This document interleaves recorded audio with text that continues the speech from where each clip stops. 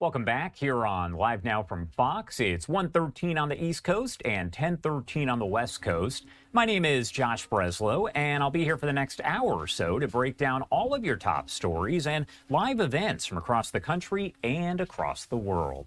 Right now, I do want to get you to a developing story involving this man and Vice President JD Vance. Now, we got a release that came in from the Department of Justice right here, and I'm going to read it for you as we take a look at this booking photo coming in from the Lucas County Corrections Center. While investigating alleged threats, the DOJ says federal agents discovered several files of child sexual abuse materials in the suspect's possession. Now, a federal grand jury returned an indictment earlier this week charging a 33-year-old man with threatening to kill the Vice President of the U.S. during his visit to Ohio back in January, so just last month. Now, we're told that Shannon Mathre, who is seen in that photo right there, is accused of making a threat to take the life of and inflict bodily harm upon a successor to the presidency in violation of a code there. In the indictment, he allegedly stated, quote, "I am going to find out where he," talking about the vice president, "is going to be and use my M14 automatic gun and kill him," end quote. Mathre was arrested by the U.S. Secret Service agents just yesterday on February 6th.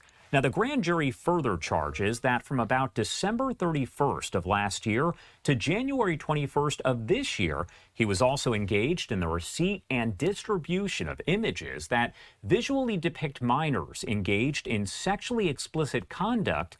While investigating the threats allegedly made against the vice president, federal agents discovered several digital files, they say, of child sexual abuse materials in the suspect's possession. Pam Bondi putting out a statement saying, quote, "Our attorneys are vigorously prosecuting this disgusting threat against Vice President Vance. You can hide behind a screen, but you cannot hide from this Department of Justice."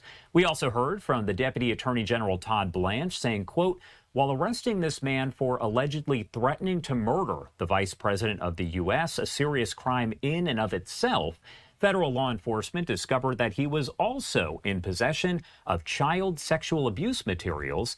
Thank you to federal, state, and local partners in working together to bring justice twofold to this depraved individual." Popping this up on your screen right here, coming in from Todd Blanche, that is the entire post that we were just reading from. He again said thank you to federal, state, and local partners in working together to bring justice twofold to this depraved individual. Mathre made his initial appearance before a U.S. magistrate judge for the Northern District of Ohio yesterday and remains in custody pending a detention hearing set for next week. That is going to be February 11th. Now, if found guilty as charged, Mathre faces a maximum penalty of 5 years in prison and a maximum statutory fine of about $250,000 for threatening the life of Vice President Vance. Mathre faces a maximum of 20 years in prison and a statutory fine of $250,000 if found guilty of the child sexual photos there charge as well.